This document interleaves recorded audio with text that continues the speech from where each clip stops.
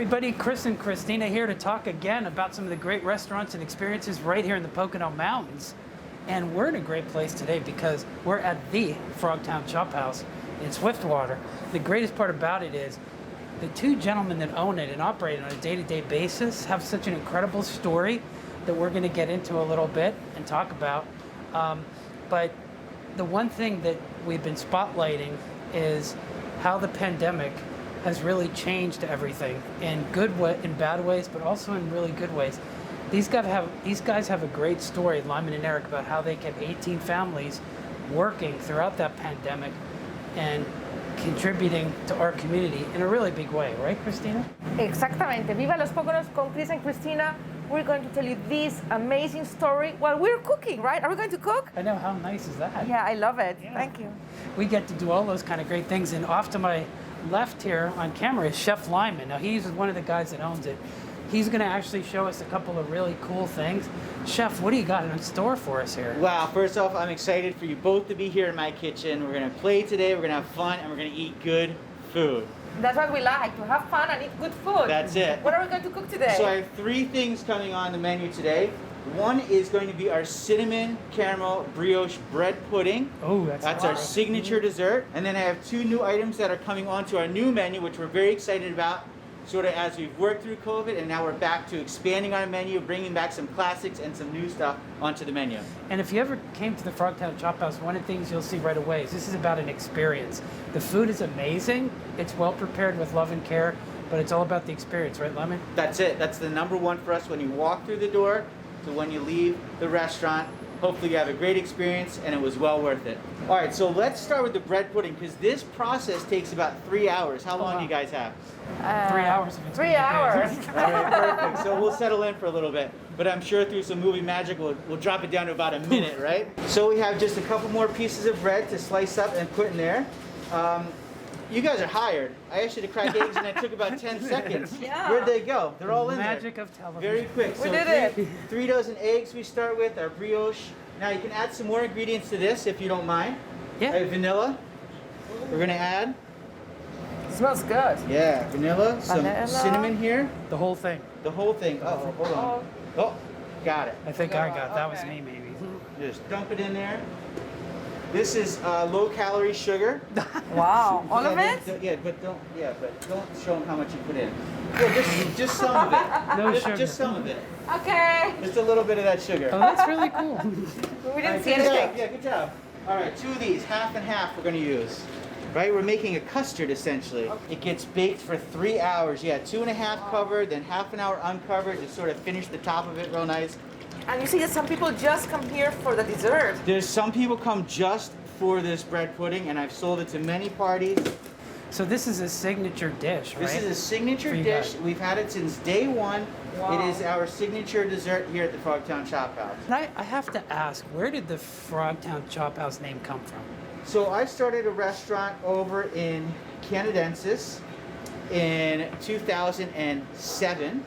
That restaurant was called the Frogtown Inn and 6 Acres Restaurant. That little corner in Canadensis was known as Frogtown.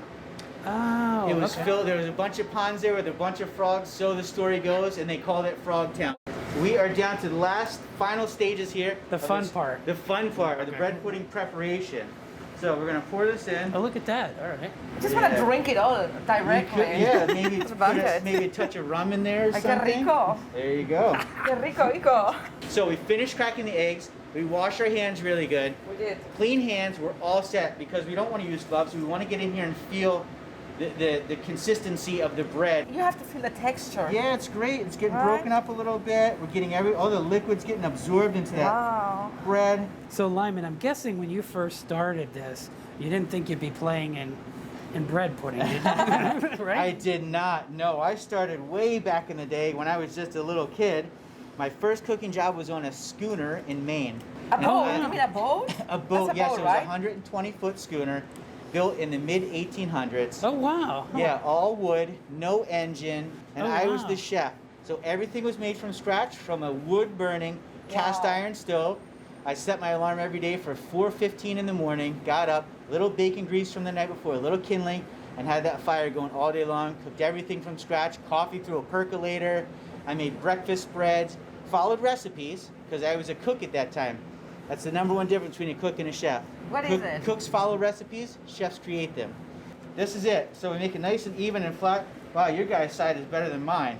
All right, we're gonna get this wrapped up and we're gonna get it in the oven. What are we going to do next? Well, I know that Mr. Chris loves seafood, so I got 2 new seafood items for you. I know that's not true, but maybe we'll get him to try a bite.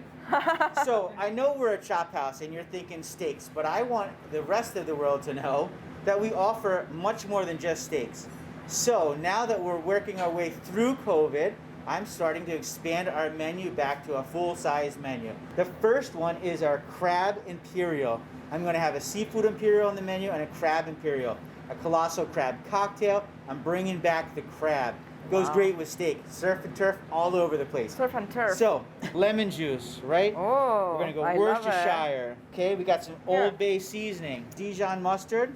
My favorite. Blue crab. It is pasteurized, so it is ready to eat if anybody wants to jump in there. It makes a really nice crab Come on, cocktail. Chris. That's all right. We won't pressure him too much. But I will make a crab cocktail out of this. It's going to be very simple, just like a shrimp cocktail. So we'll have a nice presentation of this colossal lump crab. This is from the back fin of the crab. And then just a little cocktail sauce in it. Simple, clean, to the point, but great product. And this bakes, it gets bubbly and golden brown. And all those flavors just meld right into that crab meat. So what's next? More fish? We got more on to fish the- here. On to the next dish here. So this is a little soft butter. We're gonna make a compound butter. Garlic. Everyone loves garlic, right? It's good for you. Lemon juice. I got a decent amount in there because I really wanted to have that strong citrus flavor. And then just a little salt and pepper because we only use unsalted butter here. All right, so we're moving on to our last dish. This is new coming to the menu. This is a barramundi fillet. It's an Australian whitefish. And what I love about this barramundi is some fish have like a flavor, a fishy flavor, a little bit of a flavor. This has a buttery flavor, in my opinion. It tastes a little bit buttery. This is our house grill seasoning, onion powder, garlic powder, salt, pepper, thyme. We're gonna sear this in a hot pan, and then we're gonna finish it in the oven, and then we're gonna finish it with that compound butter right on top and a little torch. It's so simple, but it looks so Simple. exquisite. So Lyman, I know we had fish, we have bread pudding, but this is the meat and potatoes part of the presentation. That's so, it. Oh my gosh, what do we have here? Yeah, It's so don't awesome. worry, Chris. We got you covered. So our number one seller, our 8-ounce filet mignon, right? That's super tender. Cut it with a fork style. Wow. This is a bit of a value cut. It's called a butcher's cut, or otherwise known as a hanger steak. It's almost like that flank steak, that those type of cuts. This, we love all this fat and this marbling. The more fat on the ribeye, the better. Yeah. All that marbling and fat that you got going on there is fantastic. So in this case, you need the fat. You need the fat. You want the bone on in the ribeye. That creates all that flavor when it's roasting, finishing in the oven, charring on the grill. That's what we're really looking for. And then, of course, really popular item is our bone-in pork chop. Can't go wrong. This is a great product. So this is all on the menu here. These are all on the menu. They've been forever. We sell tons of all of it. So what would you pair these with? A lot of features on the weekend include a glass of wine. That's Eric's arena, but boy, his wine list is over the top. He always has something new, fun, that works in great with this. And typically, traditionally, we would pair a nice, big red wine with this. Wow, so you have everything here. So you have seafood, you have meats, you have vegetarian for kids. So the whole family can have a great meal here. I set out to create an experience that allowed for everyone to have a good time. From children to adults to the grandparents. Wow. When you're here, you walk through the door, we try and make it feel like family, and then the menu is simple, easy to navigate, and has a little bit of something for everyone.